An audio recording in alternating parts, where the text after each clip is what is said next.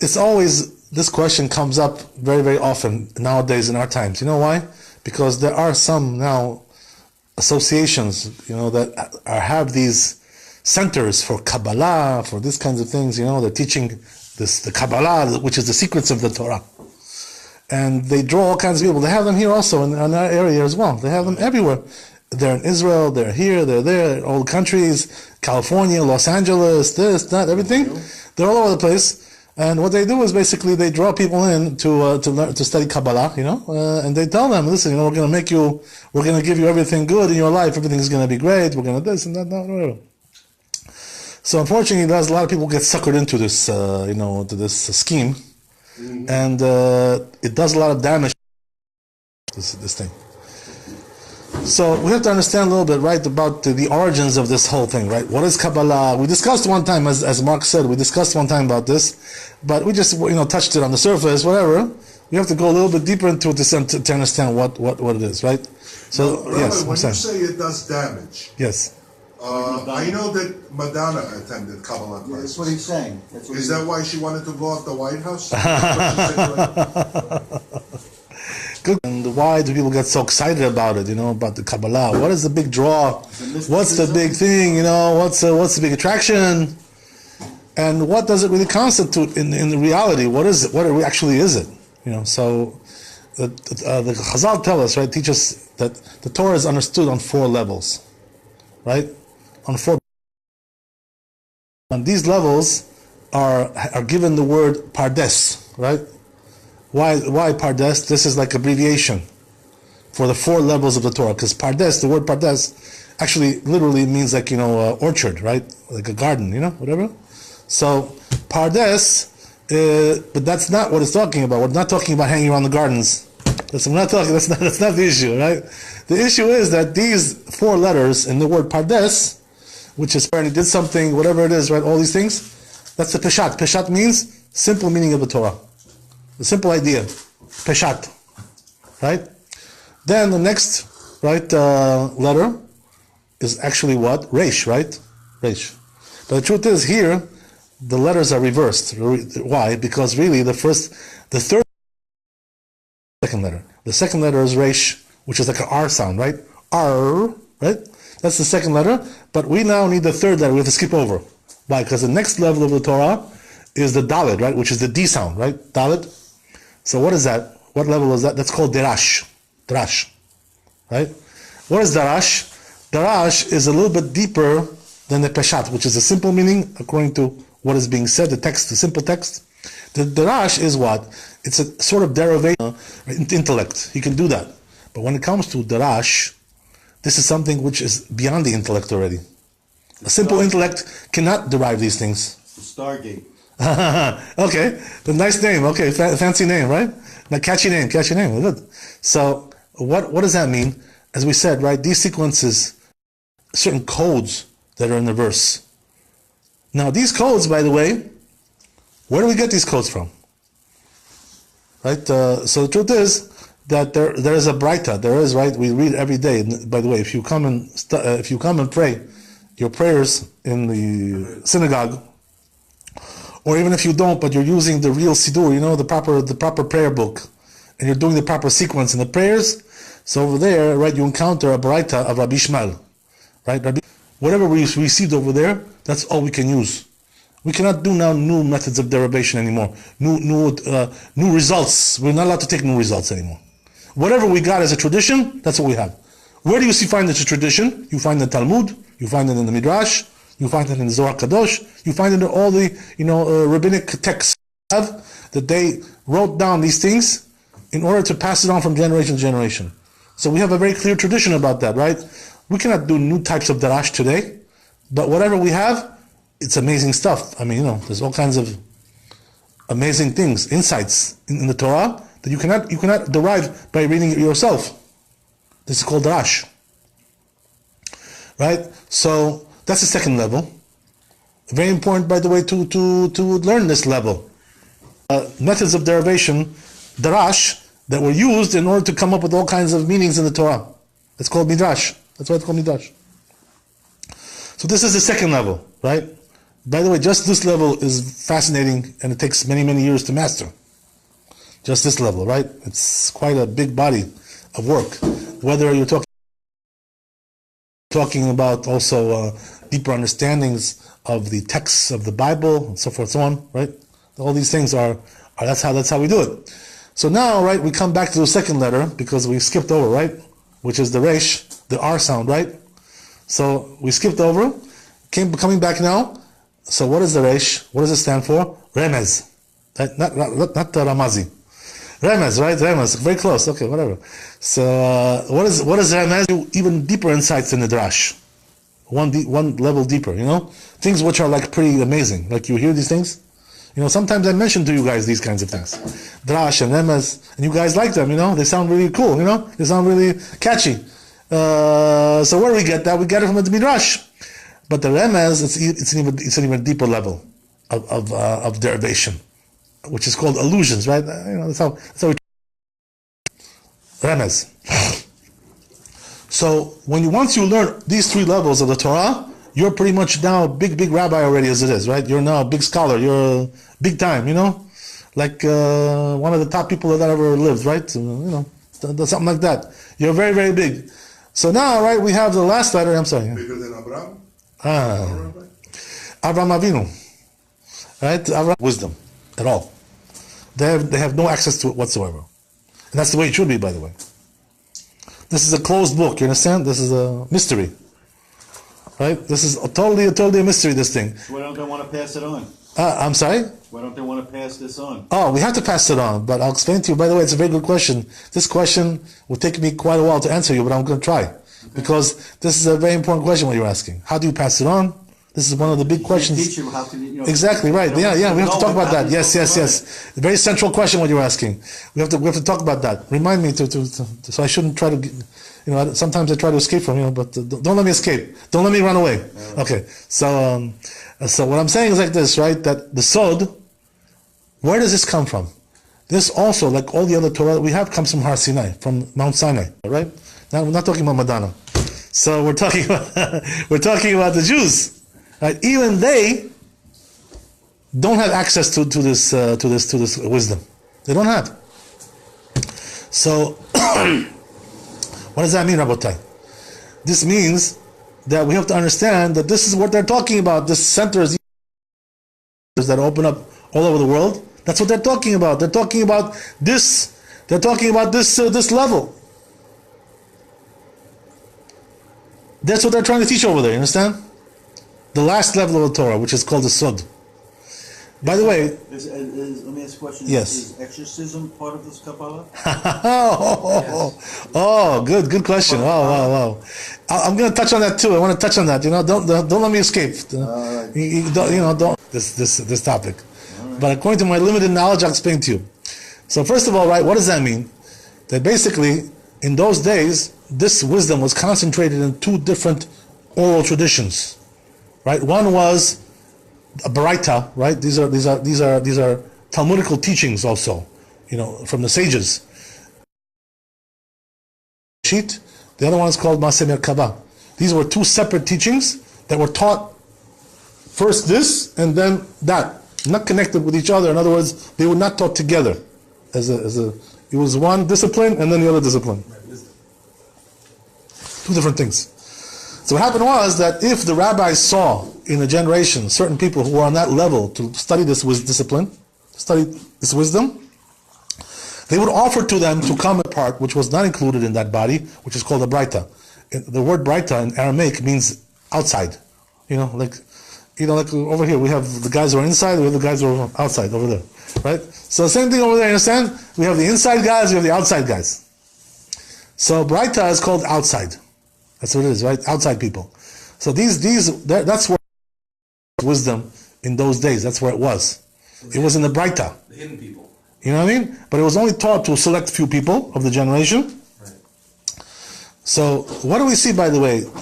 The source of this whole discipline and wisdom and the way it was disseminated in public, we find this in the Gemara called Chagigah.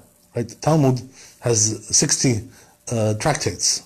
One of them is called Chagigah, right? Over there we find on the 13th page, generation, right? that there was only a few select people who were studying this discipline. So I want to show you the language of that, right? To show you what it says there. Just give me 1 second. I'm sorry. Right. So it says like this, right, in that Gemara.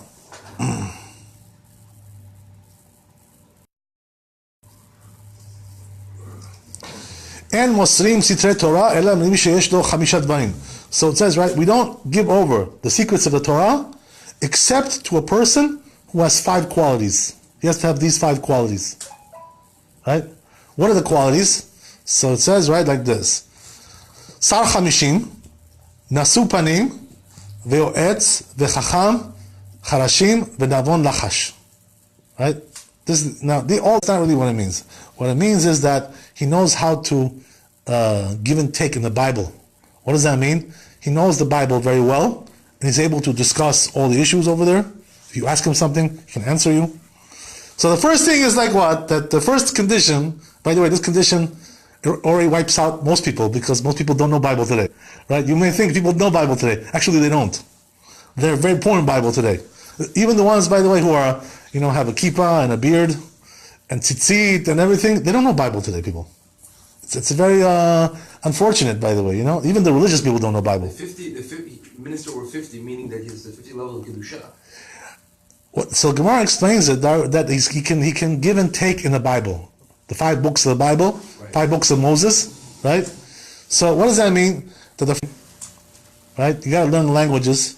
If you don't know Hebrew and Aramaic, you're outside. You're not even in the ball game. They say, by the way, one rabbi told me a smart thing.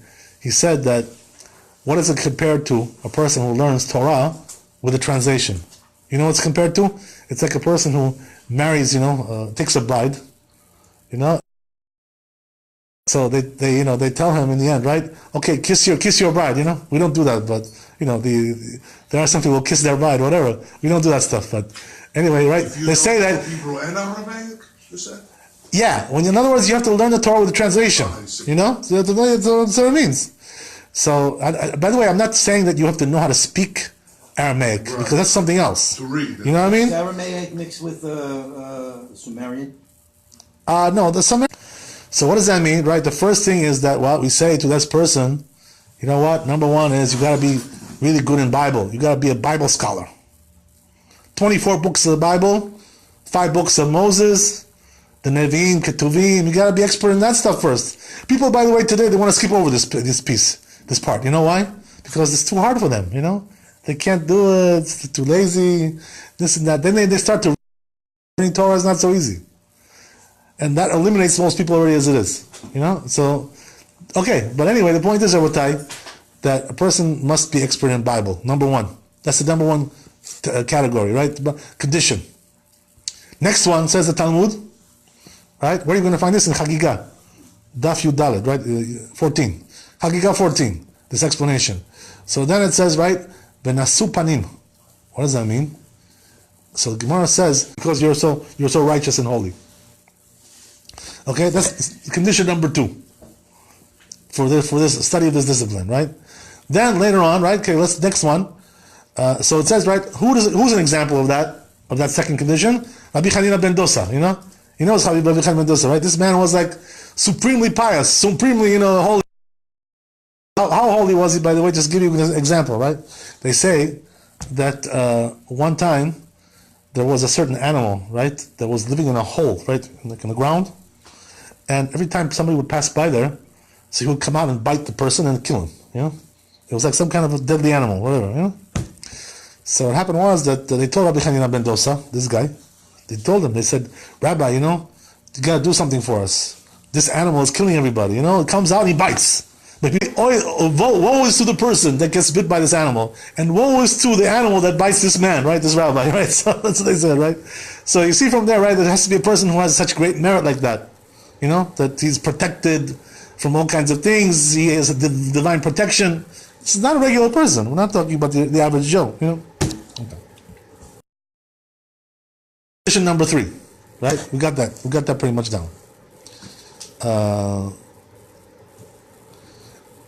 But then, right, before we even go to the next condition, you see, this condition has 2 facets to it. One is, we said, right, that they give him favor, the generation gets favor because of his merits. Upstairs, like this rabbi. But then they talked about also another rabbi, right? Which is what? He gets favor. I guess. Okay. Yeah, they're the ones that lobby for Israel. Right. They're the ones that lobby for the Jewish people. Right.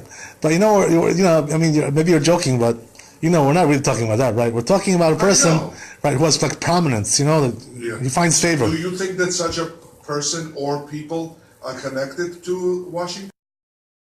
There are certain people who find favor in the eyes of the generation. That they I guess you could say, right. This was like the Lubavitcher Rebbe, was like that. Or Rabbi Yosef. My rabbi also, he was like that also. A lot of people used to come to him. There's a story, by the way. You want to hear like how the rabbi found favor? My rabbi found favor in the eyes of generation. I'll give you an example, small example of how it was. Right. They say that one time. He says, I don't understand why you guys, you were from Iraq, right? The rabbi was from Iraq, So he says, I don't understand why they call you Sephardi, because Sephardi is like Spanish. That's what it means. He says, you never lived in Spain, so why they call you Spanish? Yeah. He wanted to, so he explained to him, right, how it was, whatever. That because these kings, they come to the rabbis, and the rabbis show them their wisdom. How wise they are, so it finds favor in their eyes, and because of that, the Jewish people get, a favorable treatment more. Right? There's a funny story about this. I'll tell you a funny story. Right? There was one big rabbi, Rabbi Akiva Eger, who was alive about 250 years ago. He was in Russia. So what happened was that there was a certain king. Friends maybe gave him a couple of comments from Talmud. So what happened was, right, that he tells Rabbi Akiva Eger, the king. He says, I see something very interesting in your Talmud, he says. Can you explain to me what this means? So he tells him, okay, what are you asking? What's your question? So he says, it says that a wise man, a rabbi, a scholar, a prophet, superior to a prophet. So he says, I don't understand what that means. How can a scholar, a wise man, be superior to a prophet? A prophet should be superior. He says, I don't understand what this means. So he says, you know what? I'm going to test you to see if that's true. You are the wise man of the Jews. No, he says, you're the wise man, right? You're the wisest one of the generation. So he says, I'm going to test you to see if that's true. Can you imagine? You put him on the spot like this. So he tells him, he says, you won't know where I'm going to go. I'll decide. That's what he tells him. Can you imagine? So okay. So he says, okay, fine. You want to do it? Let's do it. Can you imagine? He agreed to this, right? So, what happens is that the king now, right, starts thinking, says, right, these rabbis, they know how to pull all the tricks. So he says, I'm thinking, right, he's going to try to like outsmart me over here, to guess where I'm going to leave. So he says, if I leave through the front entrance, that's pretty clear, right? I mean, that's too easy, right? He says, I won't do that. If I leave through the back entrance, he says, that's also, it's very easy to guess. This is like too easy, So he says, what I'm going to do? I'm going to... So it says in Hebrew, right? This is actually one of the halachot. This is one of the laws of the Torah, right? So what does it say over there? Amelech poretz begader ve'yotzeh. You know what that means in Hebrew? This means that a king is allowed to break the fence and somebody. Over. So this, what this is? This halacha. This halacha means that when a Jewish king, right, becomes king in the land, so he has the right, even though he cannot confiscate people's property, he's not allowed to steal from people, right? This is not, this is not North Korea, right? So he's not allowed to do that. But what he's allowed to do is, right, if he's going to a war, let's say, right, or going to something, an emergency thing, he's allowed to break through the fence of a person. What does that mean? The simple meaning of yoetz is a person who, advisor. He's an advisor, right? He advises people. So you may think, right, he's an advisor to, some companies. We're not talking about that, right? He's advising the tech companies, right? No, we're not talking about that. So this is a person who knows how to do the Jewish calendar, which is a very complicated discipline, right? very complicated. This is something which we don't even know how to do today at all. We don't have this wisdom at all today. Okay, so really, it's not really pertinent to us anyway. This thing, right? Because we don't really do it at all. Okay, so this one, okay, but we can skip it over. We can skip over that because it's not really relevant. Okay, fine. So let's go to the next one, right? So he says, what does it mean wise? He has to be wise. It's a kind of person. Everybody's like, shuts his face. That's it. Nobody talks. Next one, right? Navon, this is Navon, somebody who's understanding. What does that mean, understanding? That he can understand one concept from another concept, and right? To extrapolate things, derivation, He can use his brain power to even though he never learned that thing. But he learns one concept and applies it to a different place. Right. This is also understanding. Navon, I'm sorry? Like you do shin type position back and forth. Yeah, exactly. That's exactly it. You got it. Okay, so now, right? I think we have here one more concept here, which is what? One more condition. He was definitely a very big rabbi. He was a big rabbi. This guy. Yeah, because there was a lot of controversy about it. Right. Yes. Rabbis didn't really. To be honest with you, I don't really know if he really learned Kabbalah as rabbi. I really don't know if he did. Oh, I see. Yeah, because I don't know if he had somebody to teach it to him. I'm not really sure if he had anybody like that. Wise, very, very wise person. He was definitely very wise. I don't really know if he learned Kabbalah. To be honest with you, I'm not sure. I think he was kind of like shunning that a little bit. The rabbi, the Lubavitcher Rebbe. He was kind of like, it was something for him. Not really. He was like kind of like pushing it off. Like it's like I don't deal with that stuff. He used to ask him about it. He said, I don't deal with that. Is it true that he never visited Israel? Yes, it's true. Yeah. Never stepped a foot. Never stepped a foot. Right. So anyway, the point is, Rabbi, you have to have all the point, right? He has to be a person who can pass the halacha. He has to be a person who can, has lots of wisdom, lots of right. Yeah, and right. Somebody who's very, very high level scholar. Who's expert in Talmud and its commentaries. Obviously the Rambam, all these things which are really all one body, these things. It's not really. So we see from there, Rabbatai, that this discipline of learning Kabbalah is a very rare gift for the rare people of the generation. What happens is, right, that there are some jokers, unfortunately, who what they do is they try to make this into a business or something, to make some money or to get like a big name. They should know this guy learns Kabbalah. There's one joker downstairs like that, who calls himself a rabbi, and tells people that he knows Kabbalah. Are you serious? Yeah, you know what I'm talking about. This guy, he tells people that he's a Kabbalist, and this says that this wisdom of the Kabbalah should only be learned after a person, masters, as we said, right, these elements of the Torah that we mentioned. He mentions that. It's also brought down in the Ramah, in the Shulchan Aruch, right? Brought down there as well. And the Ramah mentions, very strong language over there. He speaks very strong language about that. He says that the people, really the truth is, he says, in my generation, there's nobody who really knows this wisdom clearly. There are people who try to pretend like they know it. They dress up like, they try to, funky dress, all kinds of colors and all kinds of impressive, outfits, to make themselves look mystical and stuff, whatever. These people are, they're usually fakes. Clowns. Yeah, clowns. Yeah. Rabbi Kaduri was a Mekubal. He knew. The Chayei Adam, and then we have Marchu, right? Who was Marchu? Rabbi Chaim Vital, who was the great disciple of the Arizal, the great Mekubal that we had 500 years ago. So what happens is, right? It says Rabbi Chaim Vital also in his books that he writes in the name of the Arizal, that a person is not allowed to learn Kabbalah until he first fills his stomach with Shas and Poskim. He has to. And these things before, he said like everybody else basically. Rav Chaim Vital, same thing, right? Gaon Vilna also writes, right, that it's not possible to do that. It's impossible. It's just not. There's no logic to it. There's no sense to it. And by the way, they also talk about how dangerous it is. Why? Because so what are the dangers of learning? There are some dangers here involved as well. You know what I mean? One danger, as they say, right? They mention is that a person gets punished for this, right? And he can give heavy. He tries to be like something that he's not. Be what you are, if you're a simple Jew, you haven't even learned the Bible yet, 24 books of the Bible. So what are you talking about Kabbalah? What's it to talk about Kabbalah? You don't even know the basics. I mean, you haven't even learned your ABCs. You're talking about Kabbalah. So what kind of thing is this, right?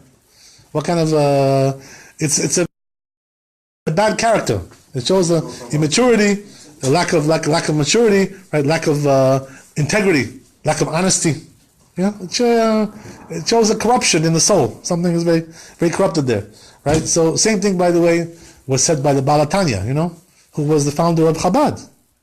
This is the Rabbi Zalman, right? His name was Rabbi Zalman from Liadi, right? They all, by the way, these people, who ascribe themselves to the river, this one, and he's screaming out from the river. He says, water, water. He says, I'm thirsty. Give me water. He says, you're inside the water.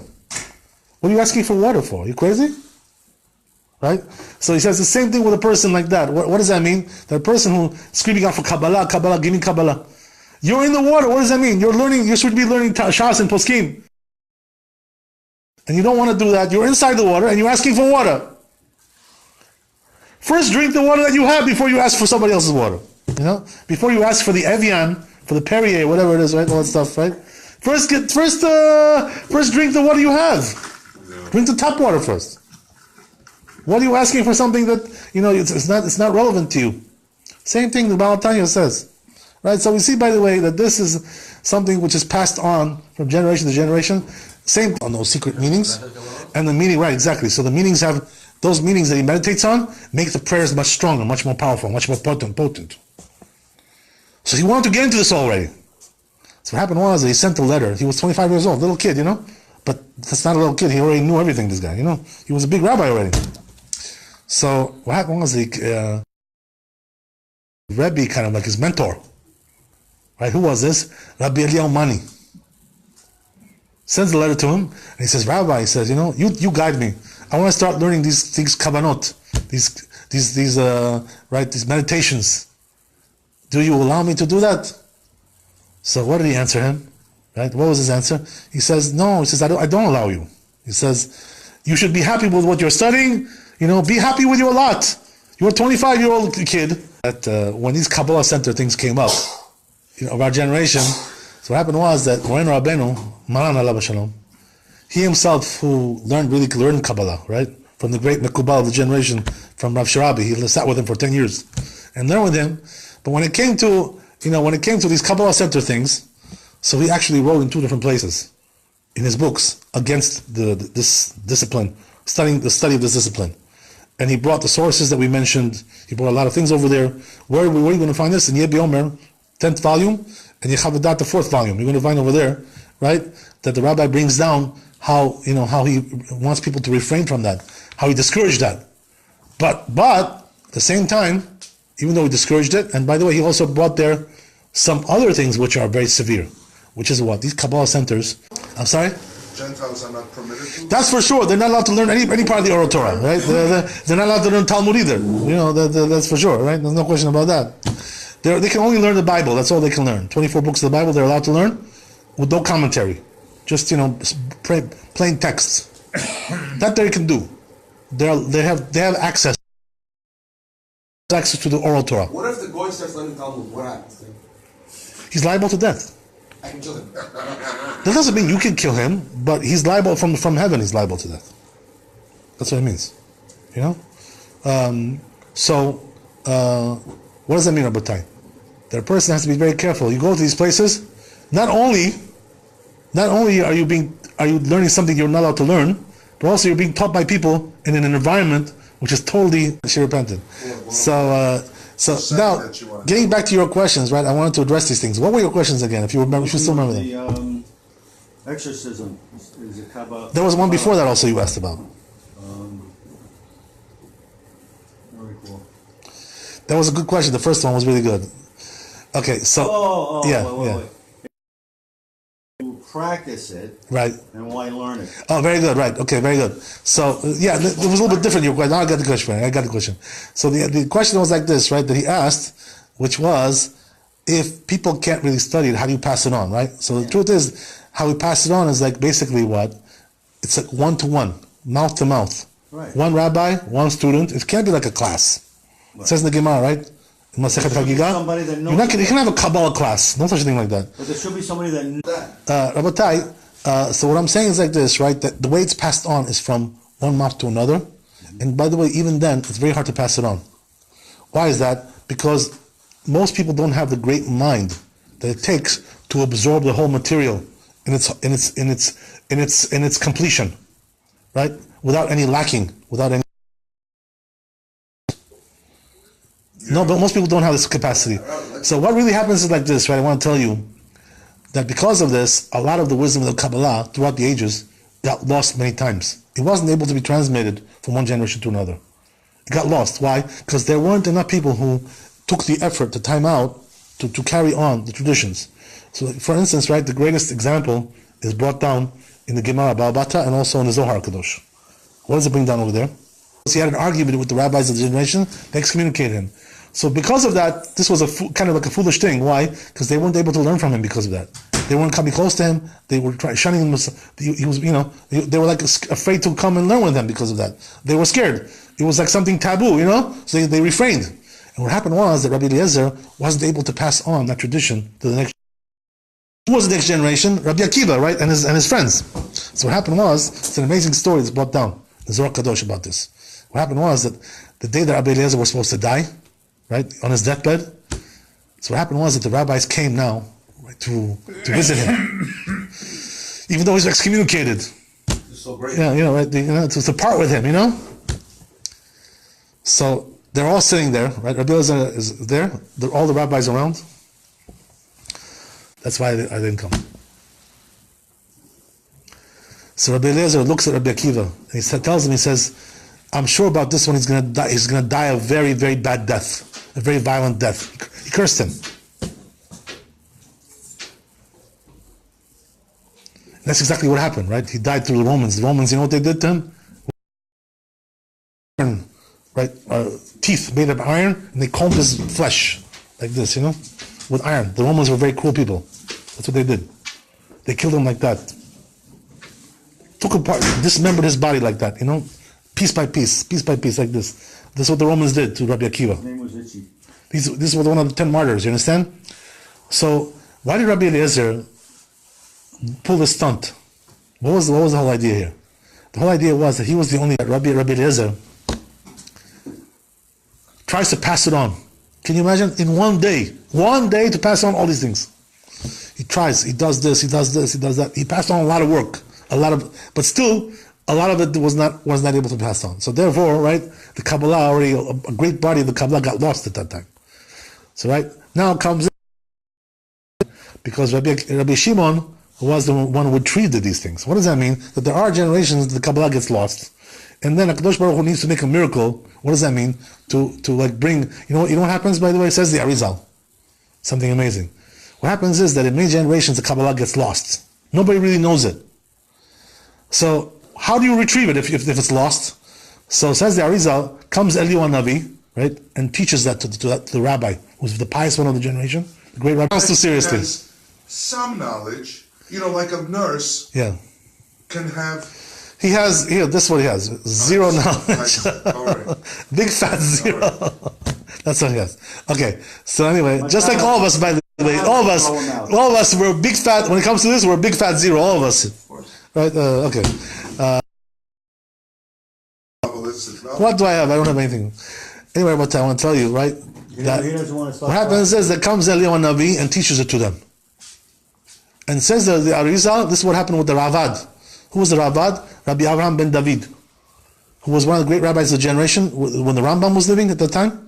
And says, right, the Arizal, the Eliyahu Navi came to him and taught him the whole Kabbalah. So there were generations, right, this happened. And also with the Arizal, right, same thing. The Arizal of the Kabbalah. The other books, the other rabbis who try to bring this tradition, their words are distorted and can do harm. That's what it says, by the way. You understand? The Ramchal was also from the Arizal. These were just like branches of a tree. You understand? They branched out from the Arizal. These people, their wisdom came from the Arizal. In Shalom Sharabi, they were alive recently. Their Kabbalah is from the Ari. Yeah, they say, by the way, that the Rav Sharabi, Mordechai, the Shalom Sharabi, he was the Gilgul of the Arizal. He was the yeah. By he was the way, a great Rabbi, rabbi. one of the reasons I asked you Yeah. about your personal knowledge is because when you became a Talmud, Yeah. when you first started becoming religious, there was a word around in the judging community. Yeah. I personally spoke to Kent. This guy doesn't even probably know the Torah. He's not even alive anymore. We're talking, these people, you know who they are. These people, I know. These are horses and donkeys and mules. That's what we're talking about. Okay, whatever. You get the idea. Okay. So anyway, the farm animals. These farm animals. These people. Okay. So God bless them. God bless them. Misconception. Obviously. What's Okay. his source? Right. So anyway, Rabbi Tai, I never asked him what he said. So how do you take it seriously? as we said, By the way, this is the first time you're talking to Kabbalah. With Right. me, at least. so I can tell you, yes. So I can tell you, Rabbi Tai, that what was the bottom line, right? In this generation, we had Moreno Rabbeinu Rabbanan Alav Shalom, as we said. So what was his instruction to people? You want to hear, I just tell you a couple of stories, we'll end with this, right? About the rabbi. So he comes to me and says, "Sir, Rabbi," he says, "now that I got my, degree, my plaque, everything, Yeah. is it time to start learning Kabbalah? You think it's time for me now to, I mean, I've pretty much done the whole system. I went through the whole thing, So the rabbi looks at him. He says, "I think you need to take medicines." He says, "You better go to the doctor and get a prescription." Okay. Why did he tell Why did you tell him that? Right. So it's a very good question. So from the answer, you're going to understand a lot of things. I think it's a logical question. Right. Yeah, it was. Yeah. I did. Right. So what's the reason why I told him this answer? Yeah. You know why? Because what we said, right, that the prerequisite of learning Kabbalah is to learn Shas and Poskim, to know all the practical Torah that a person has to know. When a person takes an understand, don't try to think because you passed. You passed all the tests. I got a better one for you. From 30 years from being in the dental field, most dentists went through all the material, microbiology, whatever. They have to go to some of them. They can't come. Right. You walk into an average dentist's office who's licensed, and he's got those plaques and diplomas, from Yes. Queens College, then from the Boston University Dental School, whatever. Right. And most of them can't even do a filling right. Most of them can't even do a filling right. Right. That's the point. That's the second. So you're lacking knowledge, right? That's what you're trying to say, right? You're lacking knowledge. They have a practice. They gave them a license to have a practice. Right. What's the reason? So he answered and he told him two things. He says, I wanted you, because this guy was learning in our yeshiva as well. He was there, with us. So he was like the one who was bringing over the lessons of the rabbi to us, like things that he said, private sessions with the rabbi, he used to bring them over to us, So he told them there in yeshiva, tells them in the kollel, says, if you go by my way, if you're my disciple, don't learn Kabbalah. He said, it's not my way. It's not, even though he himself learned it. You understand what I mean? He himself learned it. But you know what his son told us, Rabbi Yitzhak Yosef, the chief rabbi? He said that when he would come into the room and he would be learning a book of the Kabbalah and he would see his son there, Rabbi Yitzhak, he would hide them, the books, hide them like this. He didn't want to show them the books. Not only didn't even know if there's anybody in this generation who's worthy to teach you this. So what does that mean, right? That there were actually, in this generation, two famous Kabbalists who really had complete knowledge of the Kabbalah. This was the Baba Sali and Rav Sharabi. These were considered to be like the top Kabbalists. And there was also Rav Ephraim Cohen, who was in Purat Yosef. He says, once these people died, they all passed away already, a long time ago. So the rabbi told his grandson, he says, I don't even know if there's anybody who can teach you. You're asking me, why not to learn? I ask you, who are you going to learn from? Can you mention somebody you can learn from? I'm sure they have students. You understand? So what? But those students did not get the complete knowledge. They didn't get the complete Masorah. So forget a rabbi. There's nowhere in the Bible to learn this. There is a way, but you have to be at a very high level. And now you got it. Okay, you got it. I have a power. Most people, they don't have this power. I'm going to look at her 5 minutes. I'm going to know everything. Yeah. And I'm going to bring you this woman. I'm going to bring you this woman. Yeah. On a big plate. Oh, thank you. A silver platter. minutes. He went upstairs to my apartment, without me even knowing. Yeah. And she was there, she accepted him, Right. And so he did his powers, his thing. And I saw him a week later.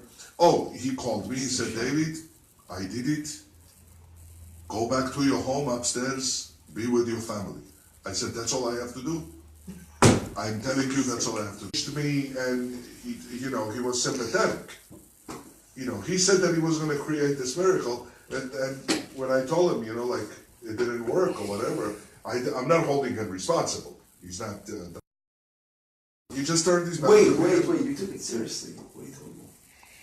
In the beginning, he took it serious. Of course, I took it seriously. So I considered him a rabbi. So anyway, Rabbi, the general rule is, it's good you told us the story, but the general rule is like this, Rabbi. You should know that any person who tells you that he knows Kabbalah, he doesn't know Kabbalah. Because the person who knows it will never tell you that he knows. Don't talk. You'll just you think that's what he attempted understand? on her? Huh? You think Kabbalah is what he attempted on her? I don't know what he attempted. Psychology, maybe. It's all this, they fool them into thinking that they're, mystics, and this and that.